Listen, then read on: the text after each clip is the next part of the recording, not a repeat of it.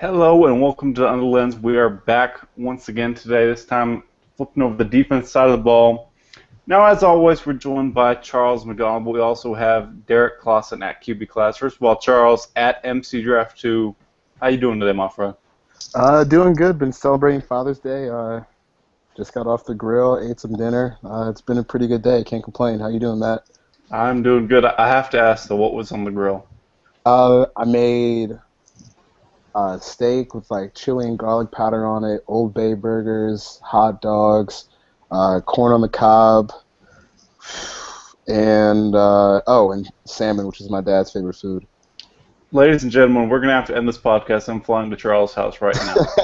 Food. Man. Yeah, it was pretty good if I don't say so myself. Yeah, it sounds good. And Derek, what about you? What have you been up to on this Father's Day?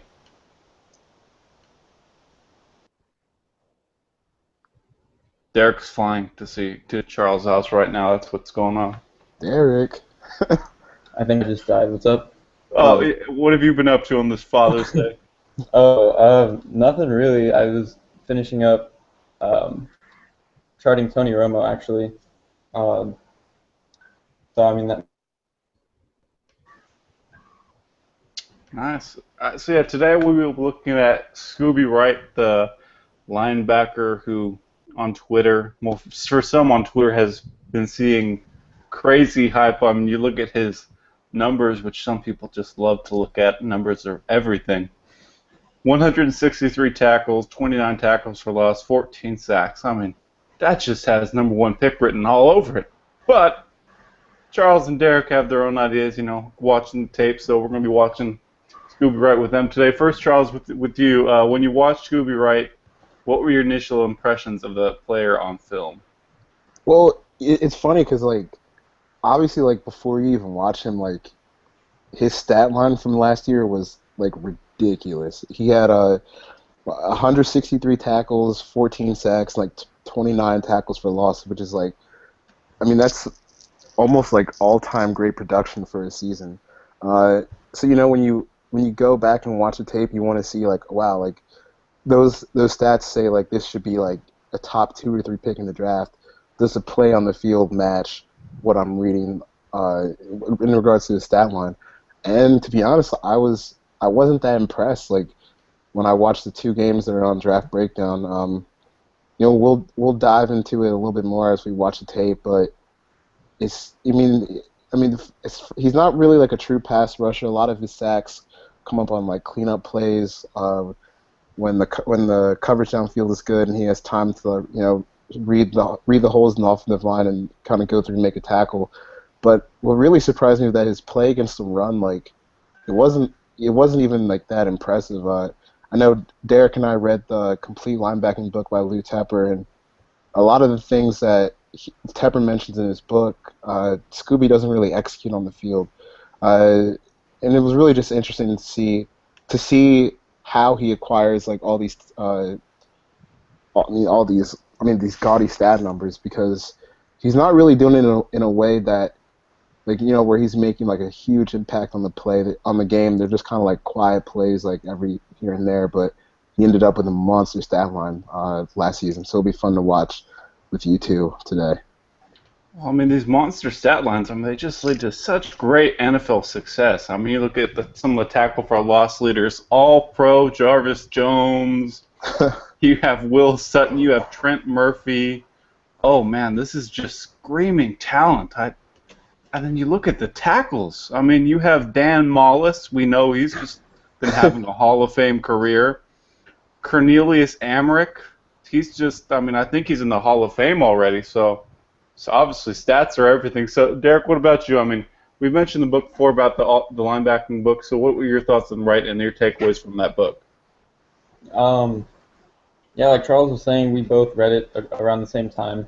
And I'll be honest with you, before reading the book, I knew close to nothing about linebackers. I don't know how I've even hit on some like I have. But after reading that book, I felt like I could go in and watch linebackers with some confidence. And like Charles was saying, there's a lot of things that Tepper mentions in his book from a standpoint of executing assignments and just playing with a certain type of aggression and stuff like that. and Scooby doesn't really execute in like any of those areas. And like Charles was saying, he has a lot of sacks, but a lot of his sacks kind of come off of like he was either free through the A gap, like nobody touched him, or it was kind of like a hustle sack, like again, like we saw with Jarvis Jones a lot. Scooby Wright, like Charles was saying, like you look at his stat line before you go in and watch him, and you're like, okay, a guy with this kind of stat line has to show something. Like he has to be at least a decent football player. And I was so unimpressed when I went in and watched Scooby Wright. Yeah, so obviously today we went with Scooby Wright versus Stanford, and this was a game that Charles picked out. So Charles, for you, what made you go with the game versus Stanford? Wait, I thought we were watching UCLA. Oh, my bad, UCLA. And Well, yeah. there was the other. It was UCLA and Arizona State, and I just feel like UCLA is going to give Scooby more traditional looks that he'll see once he gets to the NFL than Arizona State does. So I just thought it'd be interesting to see how he would play against a version of a traditional kind of pro style offense that Jim Moore is going to run at UCLA. And Derek, before we kick off this game against UCLA, just that's some of it. But so from that book you read, what are some things that people should be looking out for when watching linebacker, like we will today with Scooby Wright?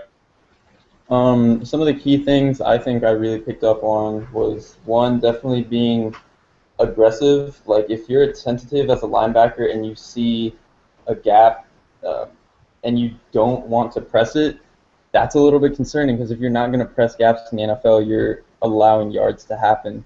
And I even just, when I was watching, I think his name is Marquise Vaughn, I was watching him and I tweeted out a GIF where he has a clear lane through the A-gap to blow up this shotgun, what looked like an off-tackle run, and he doesn't take it. Instead, he just flows over the line of scrimmage and over the play, and the running back ends up getting a few yards. When if he would have sprinted downhill, he would have easily had that play, assuming he's a decent athlete. And then you watch Scooby Wright, you just watch linebackers in general, and you see if they're going to be aggressive and if they're going to press a hole, you're going to need to have the athleticism to get there. And I think as you're going to see in this game, Scooby Wright doesn't necessarily have that kind of athleticism. So let's take a look at Scooby Wright versus UCLA. Scooby Wright, the numbers machine, but despite what ESPN will tell you, numbers do lie.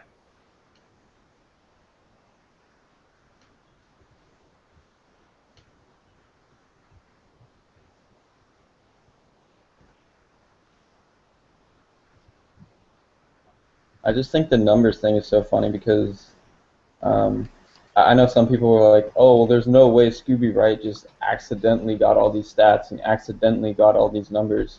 Like, how could he be a bad football player? And people forget that Manti Te'o almost won the Heisman, and he's not really done anything in the NFL. Yep. Well, to be fair, Monty Te'o has to take care of his fake girlfriend, so. That's true. Can't focus on a playbook when you're worrying about your girlfriend. See, right there, I have an issue with Scooby's athleticism. Can you play that back? Because if you're gonna go away from the blocker like he does, and you're gonna feel like I don't know, not even really a gap right there. It's just kind of a natural hole that filled up. You should be able to shoot that gap and to make that tackle either for a 1 yard gain or at the or stop at the line of scrimmage. But he doesn't have that juice to fire back in there and stop him for a short gain. He lets him get too far upfield. And what's weird is I think Scooby really is a player you're going to see a couple of flash plays where it looks like he does something really impressive. I'm pretty sure he has an A-gap blitz in this game where he comes free, and it looks like he's really firing down the hole. But it takes him a couple of steps to kind of get that speed. And I think, like we saw in that first play we played back, he just doesn't have that immediate burst right out of his stance, and I think that's going to be an issue for him.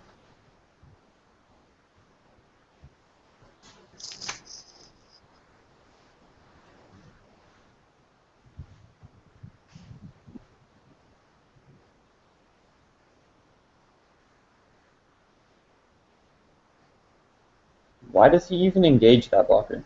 I don't know. That was a really bad angle that he took right there. Like, it looks like he didn't need to do that at all. No, like you'll see as Hunley comes, like he has the angle, but he has the angle at first, but then for some reason he tries to engage like with the running back right there. Yeah, like, what's the point? He doesn't need to do that because there's a lot of room between that blocker and the next blocker over. And the next blocker over was already engaged with a different Arizona defender.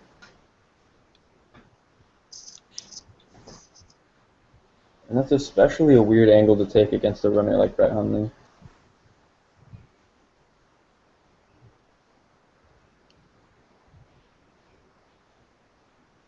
And then see, I'm pretty sure he gets the tackle here. But that's not a good play. It's not exactly. So that's one for the stat sheet, but it was. I mean, it was a first down. Like, yeah, I mean, isn't that like Jaguars fans beef with Paul Paslinsley, and then Vikings fans beef with Chad Greenway? Falcons fans beef with whatever. Warlow.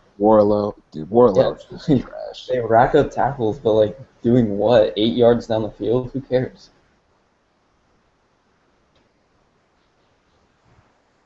That's another problem I have. Is he never finishes plays. He should be able to get off this block and stick the running back in the hips, and he doesn't.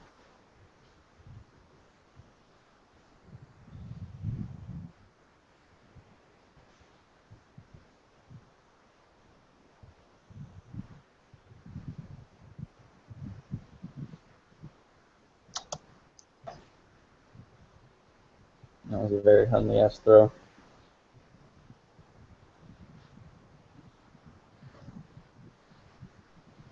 You can even like see he's a little stiff like in his drops too, even though this play doesn't really matter because Hundley's just trash. But you can see like his hips are a little stiff when he's reacting in his zone. Mm-hmm. And one of the things I noted was that he did have issues playing in coverage. So I'm going to assume that there's going to be another example of that later on in this game. Like, I don't remember specifically. Maybe it was the Arizona State game I'm thinking of.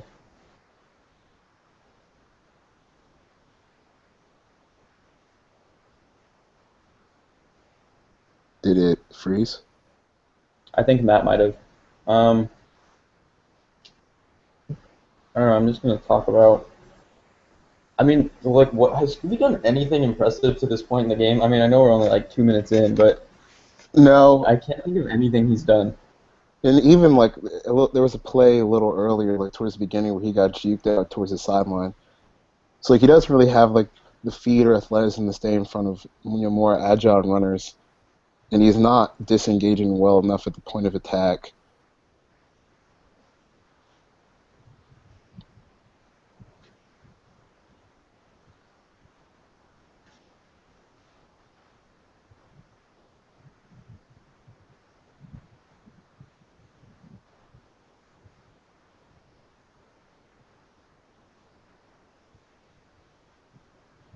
Oh, he just got bossed on. He just whiffs. Jesus. He just whiffs again. Like, he can't finish plays ever. I think I even tweeted something like that. I was like, at me when Scooby Wright actually finishes a play. Because he never does. Like, that's a play you got to make. You got the quarterbacks. He's already preoccupied with one guy he has to dodge. That should be a kill shot. And that was overrunning the angle. Like, he needed to break down a step or two before he got to the spot where he whiffed, and then be able to take a shot from there, and he doesn't. There you go. He gets through the line, and he still can't make the play.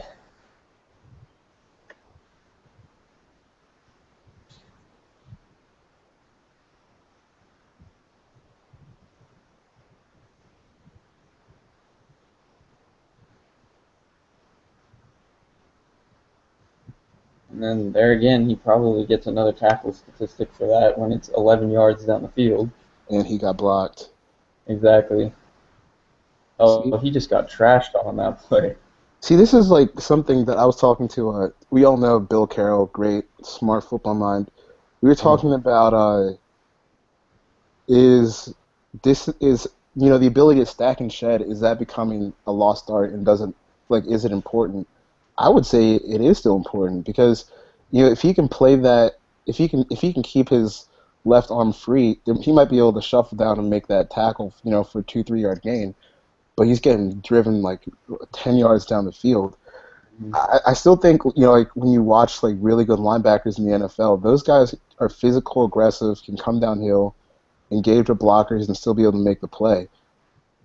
And I think that's still an important trait to have. And there we just saw him miss another. I think it's still important too. At the same time, I think if you're a guy who is very good at being agile around offensive linemen or just knowing how to take good angles to avoid them but still be able to make the play, like I think that was key for C.J. Mosley. Yeah, C.J. Mosley wasn't the greatest stack and shed guy, and that was kind of an issue people had with him.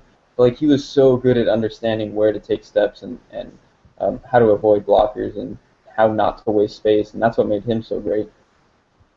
and there's a sack, Scooby sack. Oh god. I'm actually surprised I haven't heard that before. Yeah.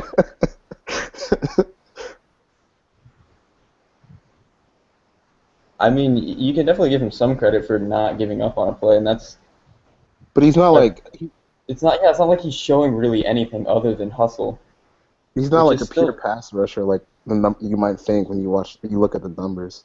Mhm. Like 14 sacks, like that's elite production. But he's not like a pass rushing guy. Yeah, I mean, a super hustle guy, if you have another elite pass rusher, is still going to have like a decent role, but he's never going to be the guy that you want.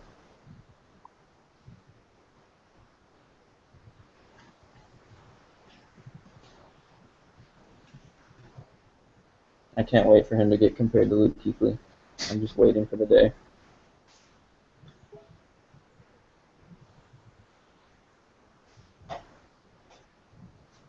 If Scooby didn't have that other defender over the top of him, he would have lost that play in coverage.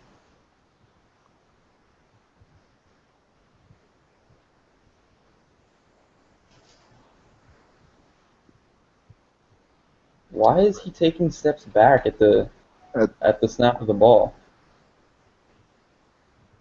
I don't See, know, he's because hopping back. all the linemen are coming downhill, so Exactly. it's a run play. And then he doesn't engage the block well at all and just gets thrown on his feet or on his butt.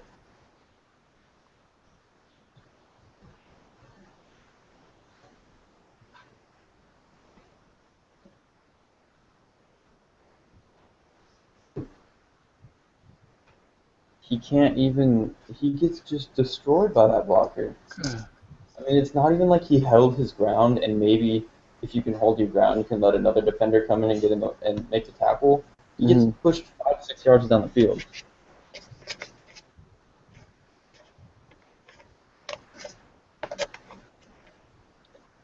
And then here's another one, Scooby sack. I mean, that's a pretty good heads-up play of understanding that he's definitely taking off and running. Yeah. I'll give him credit there for understanding the situation and knowing what to do.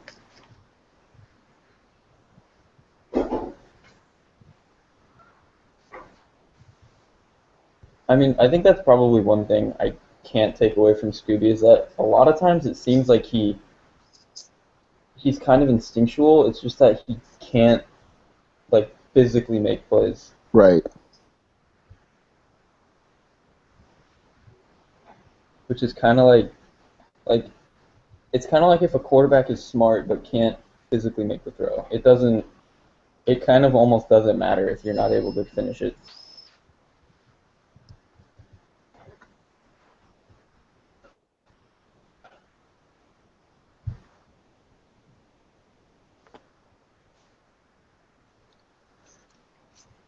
He's always hung up on blockers.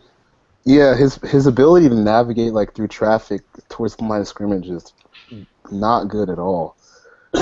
Teo. Yep. He is a terrific blocking sled for offensive linemen. Yeah, at least he's good for something.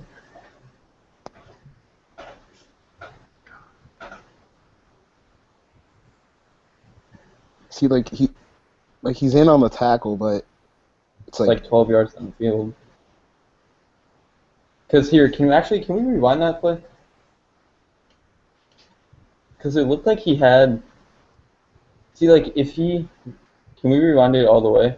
Because it almost looks like if he jumps that lane off the snap, he can find Hundley in the backfield. You know, like if he was athletic enough.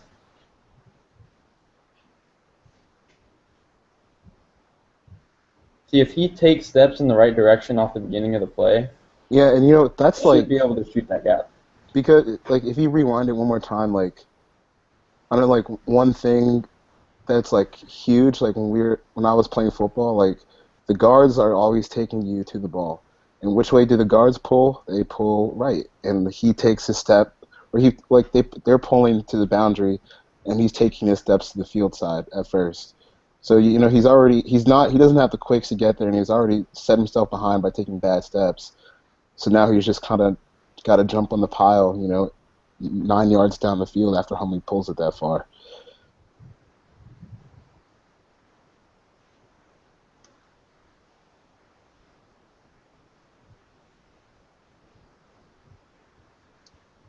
No, that was a good play. Yeah. A lot about goal line defending isn't really about like it's about knowing where the free gap is going to be. So I definitely give him credit for understanding and like finding that gap and shooting it. Yep.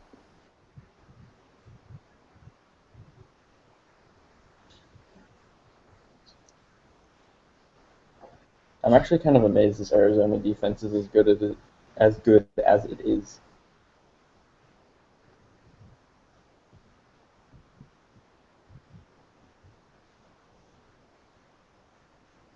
Probably got a tackle for that.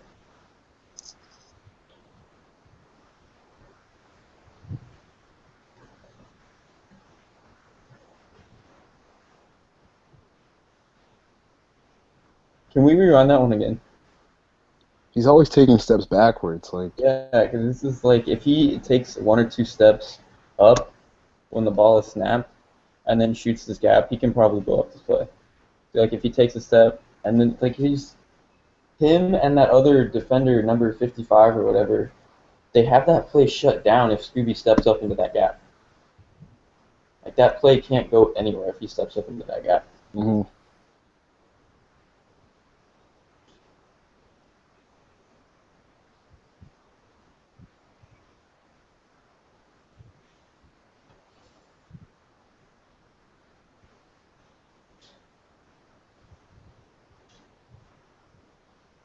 Oh, that was a great tackle. Yeah.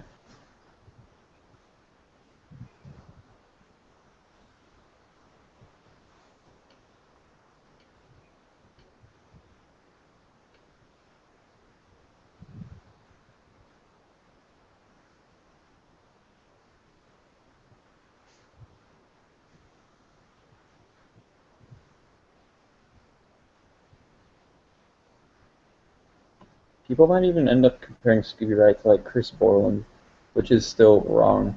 Yeah. It's like, I mean, Borland wasn't a great athlete either, but Borland was much better at getting through traffic than I've seen Scooby Wright be.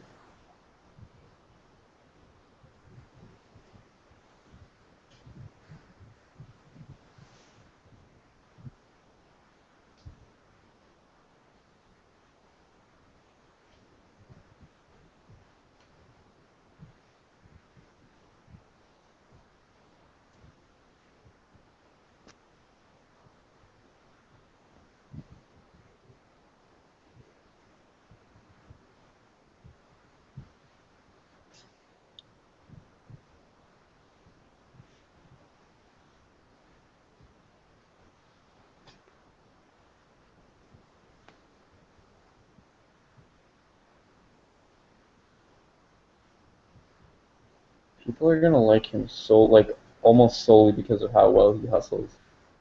Yep. He doesn't even like. He's not making like any impactful plays, but he's racking up the numbers. Exactly. He'll be 8 yards down the field, but like you see his number there and on tackle, you're like, oh, I mean, he's got to be doing something. But if you look at a lot of these plays at the line of scrimmage, and he's losing them. Yep. He's losing his reps, but he's still pulling up the stats. Exactly.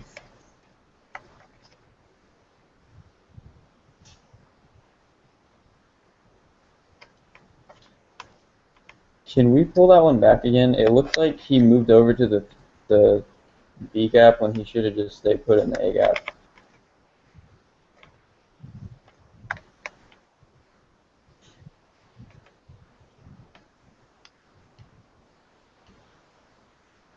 Oh, no, that wasn't. No, he did the right thing. Never mind. Yeah. So, 6 yards, 7 yards down the field, but he's going to get another tackle number right there. I mean, with most linebackers, you see them like occasionally blow up. That was a good That was a shed, good actually. point. Stack shed, fill the gap. That was probably his best play of the game so far. I would say easily, yeah.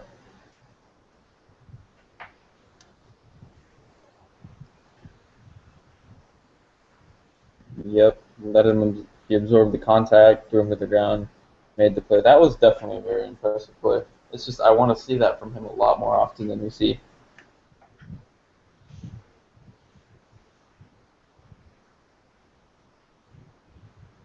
But what I was saying was, like, with almost every linebacker prospect, like, you see on occasion they're blowing up a blocker. I mean, at least like every good linebacker prospect, they're like blowing a linebacker completely off the ball, or and making a play like that.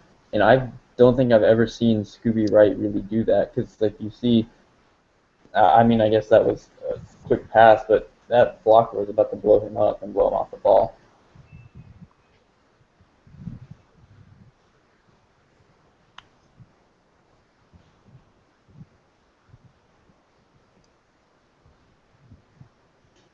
Like, why take on, like, he doesn't look like he needs to take on blockers. Yeah. It looks like he's doing it for the sake of doing it. Even here, like, he's not even coming. He's catching the guy. Like, he does a good job of shedding him after the initial contact, but I would just like him to be more aggressive and pop that center right in the mouth. Yeah, or instead, can you rewind it again?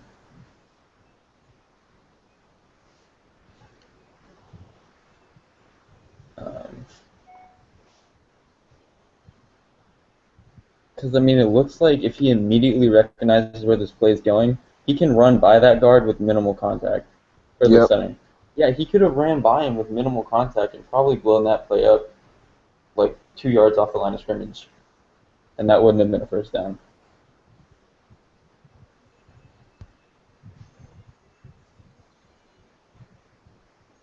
There we go. Stack, shed. Can't make the play. Oh, no, he made it. No, he made the play. Made the play at the sideline. That was actually pretty good, yeah. But these plays are just so few and far between. Exactly. I mean, there's been 2 in 7.5 minutes of the game.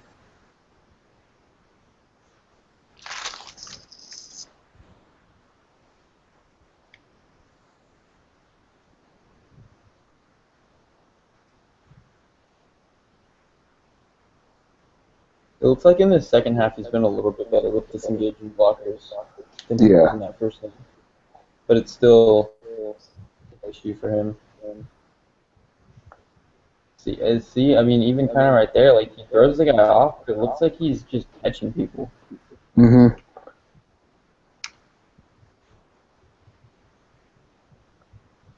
And then here we go. Just gets latched on. Moves right out of the play.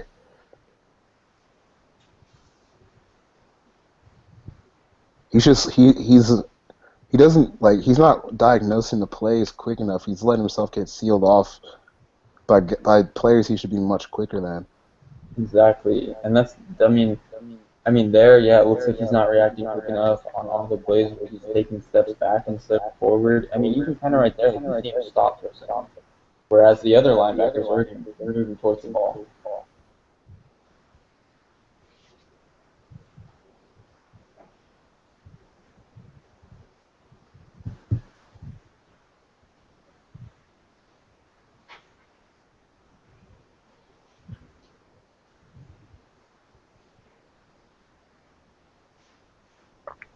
I think as good as that one goal line play earlier was, if he like misses the gap that he's intending to hit and someone comes up and blocks him, he's always going to get stuck. He's just not strong enough. There's another one. Yeah, that I, was I another. just, I want to see him like stick that guy in the hips, finish that play, but at the least, he did a good play of getting through the gap and at least slowing that guy down. that's something that McKinney last year, or I guess this year, he was so good at that. Being strong at the point of attack, shedding, like diagnosing, stacking, shedding, disengaging, and making the tackle. He was. I won't be surprised if he has a really good rookie year.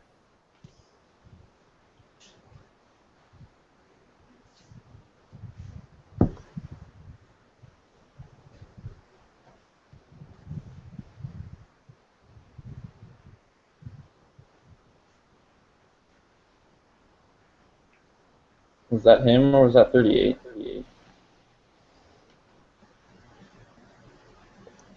He's like near the Pac-12 logo. Okay. I was looking at the wrong guy then.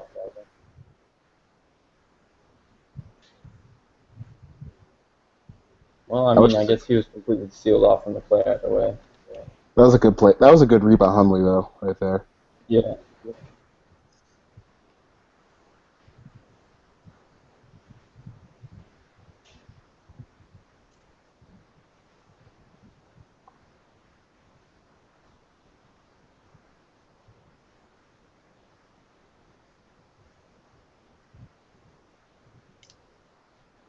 See, he's like, I think I said this, I think it was like to you and Ben and some of the other guys or something, but I was like, as a rusher, he's basically like a Shane Ray type. Yeah, Like, he's just kind of gonna uh, get these effort sacks and stuff and effort pressures. Like, he's never gonna really blow up a lineman or beat you with some sort of spectacular move. hmm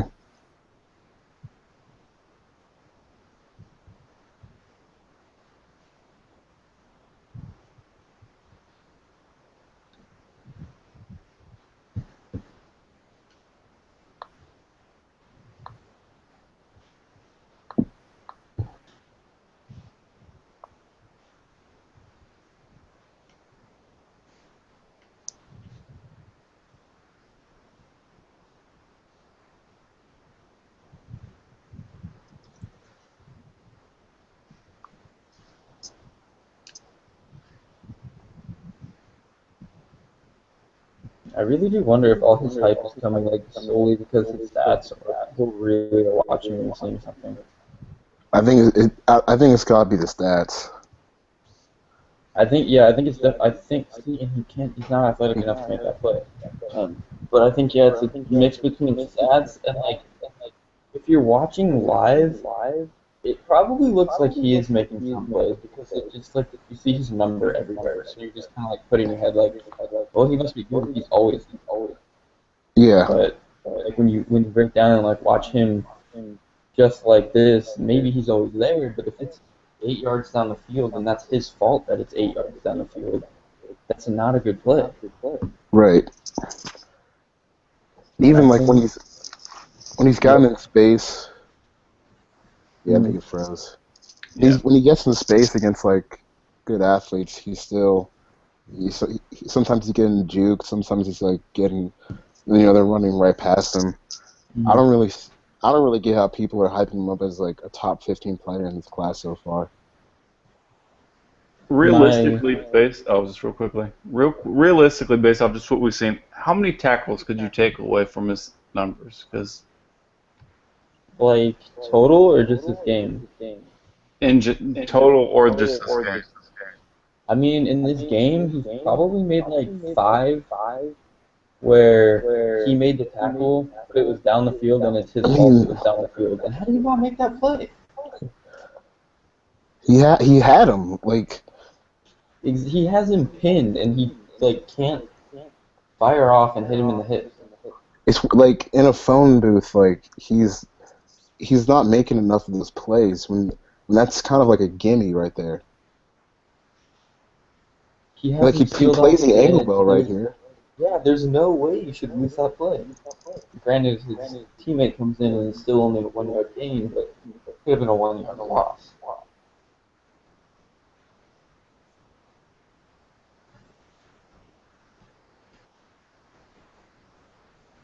That's a good fill right there. Mm-hmm.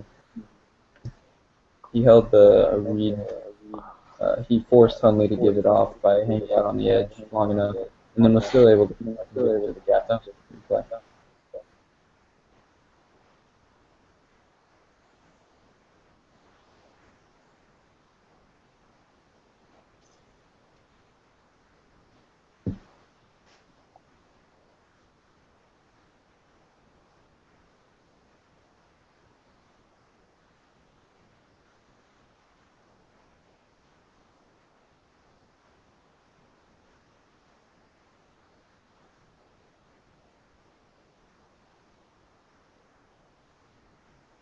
It doesn't seem like, I mean, you've said this before a couple of times, but it doesn't really seem like he's actively engaging uh, linemen. Like, it doesn't look like he wants to be there. And if you, as a linebacker, don't want to be there and don't want to hit people, that's pretty concerning, considering how violent that position is.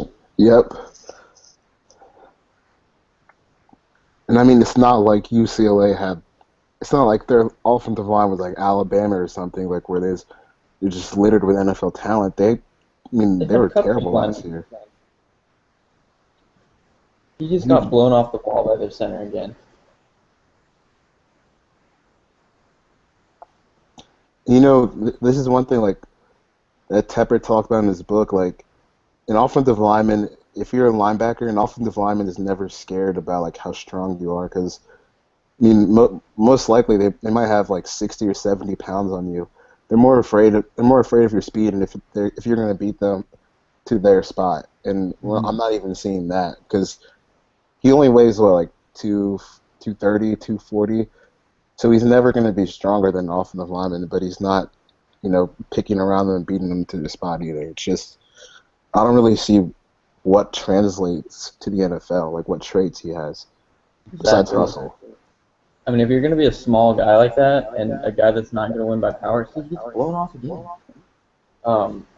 You have to be a guy like Tevin Smith. Tevin Smith was so good at getting to spots and evading linemen with his agility and taking decent angles that he didn't necessarily have to take on blockers, up front all that often.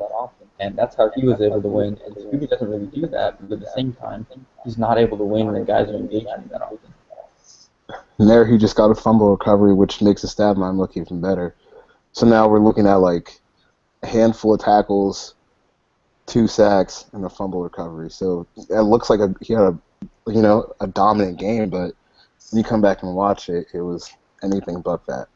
Exactly. And on that last play, he got peeled off from the gap by that was either the guard or the center, but he just it doesn't seem like almost none of the plays that he gets, that are going to show up on his stat line are solely because he's doing something really good.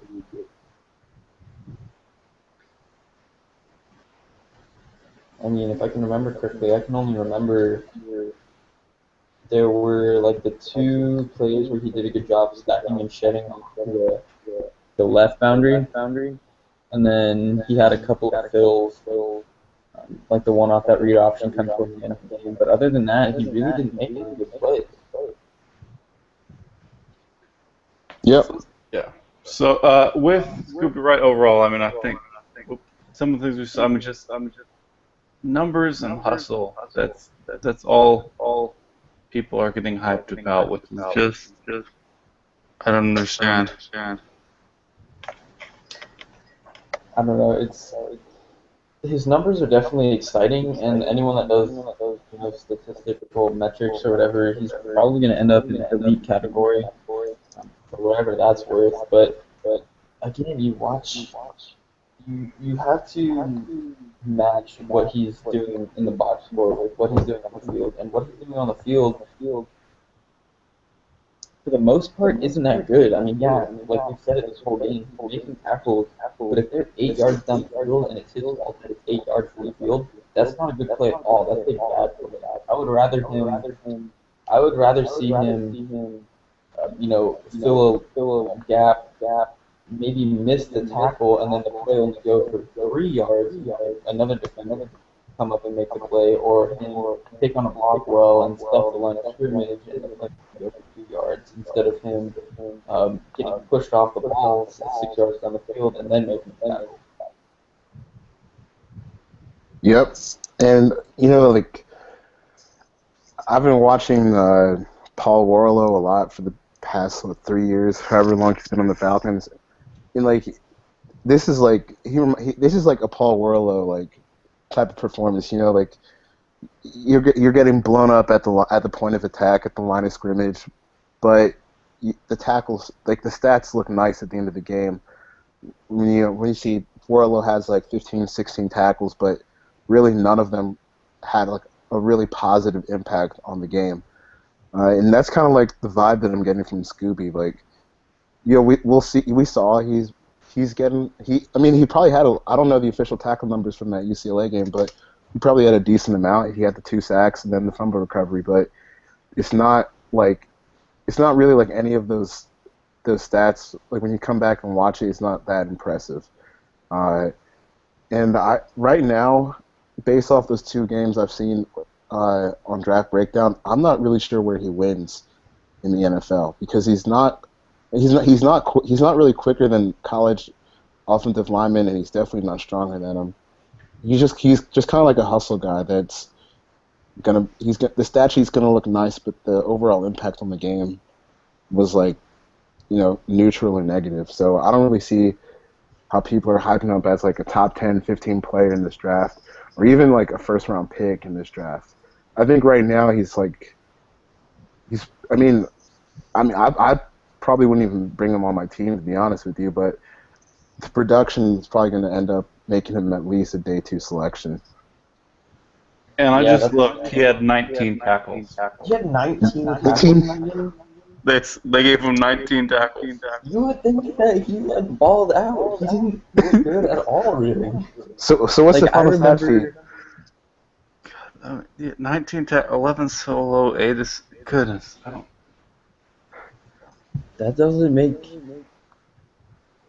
It kind of sounds like they're giving him a few numbers. I feel like they are. Yeah, I mean, 19 tackles. I can remember maybe like 4. I remember about 4 plays where he made a really good tackle, and that's it. Like the others were 8 yards in the field because he messed something up. 19. Let's just. I don't. It's I mean, they were definitely fudging that number a little bit, but yeah, that stat line doesn't even make sense when I watch it. And what's funny about that is there was actually a linebacker last year from San Jose State. I think he ended up leading the nation, or like really close to it. But people were, oh no, San Jose State was kind of just giving tackles. If you watch, he's not really in on all of them, or he did really minimal contact or minimal impact. Is that not what happened with Scooby? Like, I just don't see how he made 19 tackles, especially all of them being on this. I don't get it either. And then one other question I had. I mean, we saw his issues with blockers. What's going to happen when he gets to the NFL? 'Cause, I mean, they're going to smother him. He's Paul Warlow. That's what he is, and then that's probably what he'll be in the NFL.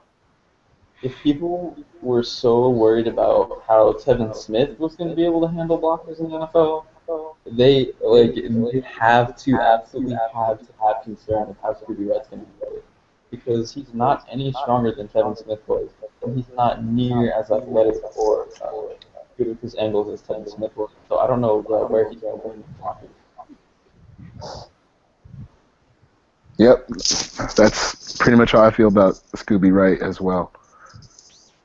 Man, this feels like the first time I watched Sherrod Holloman. Just so much hype.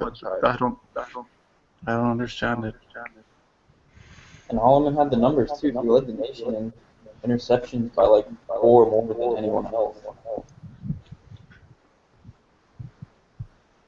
So overall, starting with you, Derek, where would you feel comfortable? drafting Scooby Wright?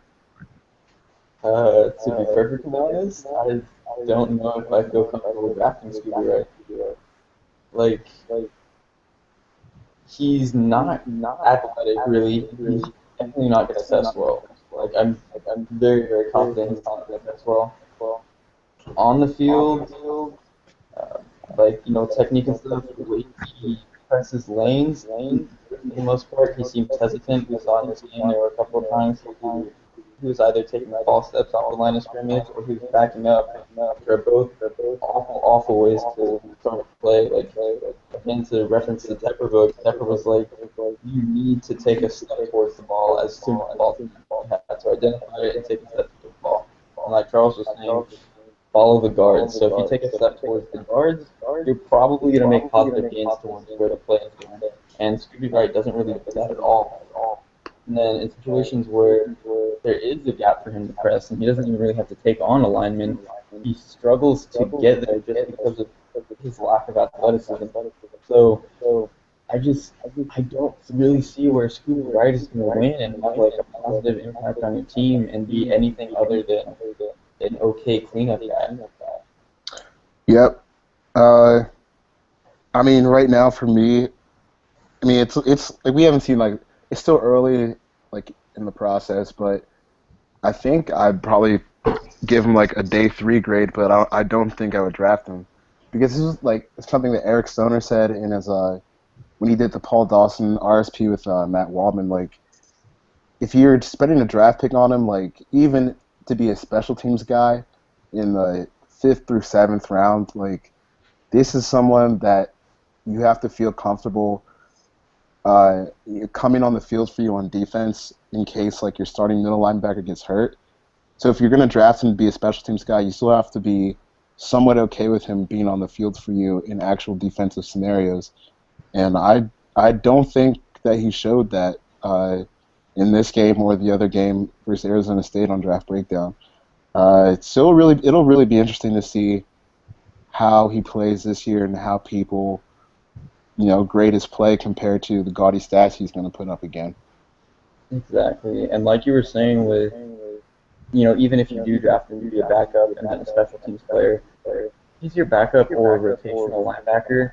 For me, I want a guy that's at least like pretty good at something. Like, maybe he's good at filling run lanes, but he's a pass rusher and he sucks. But at least I can trust him to fill up lefties, and then I can, maybe kind of craft my defense to let other guys do the other things. Scooby Wright doesn't really provide anything where I can craft the rest of the defense around him to make up for his ability. So he isn't Luke Kuechly then? If he is compared to Luke Kuechly, I'm going to lose it. Maybe it's just because I'm a Kuechly stan. But I mean, even a lot of times people will make comparisons like just based off of athleticism. He's not near as like, even if that's your standpoint, he's not near as athletic as Kuechly is. Like, Kuechly kind of does get blown up with blockers sometimes. Kind of gets pushed off the ball. But Kuechly's thing is that if he sees something, he's so athletic that he can always find a way to get there. Scooby Wright is not that guy. Well, I have to congratulate you. I mean, this is the most disappointed I've felt watching the prospect so far this year. Just sadness. This and the Dak Prescott show are going to be awful. You guys are doing one for Dak Prescott? Yep. I was going to do one for every quarterback that I watched this offseason. So I'm going to Dak. Have fun with that. Yeah. I'm not sure I will. Yeah, so just, again, Charles at MC Draft 2, Derek at Quarterback Class. Thank you guys so much for coming on. And where can everyone find the outstanding work you're doing online? We're both at Football Savages right now. Mm-hmm. And Charles, what I talked about, real quick, we talked about Derek's piece on the last podcast. So what are some things that you've been doing recently for Football Savages? Recently I've been I've been going through my Dark Horse project. It's something that I'm working on right now. Basically, I'm going through my top 5 positional rankings for the upcoming college football season in regards to draft eligible players, and on each list, I am listing a dark horse player. So for my quarterbacks, my dark horse was Josh Dobbs, which we already did a under the lens segment on, and for my edge rusher piece, my dark horse project guy is Kyler Fackrell from Utah State University. So I should have a piece on him coming up this week. Looking forward to it. And everyone, I just want to thank you for checking out On the Lens. More coming soon, probably this week, one or two. So thank you for checking it out. More are coming.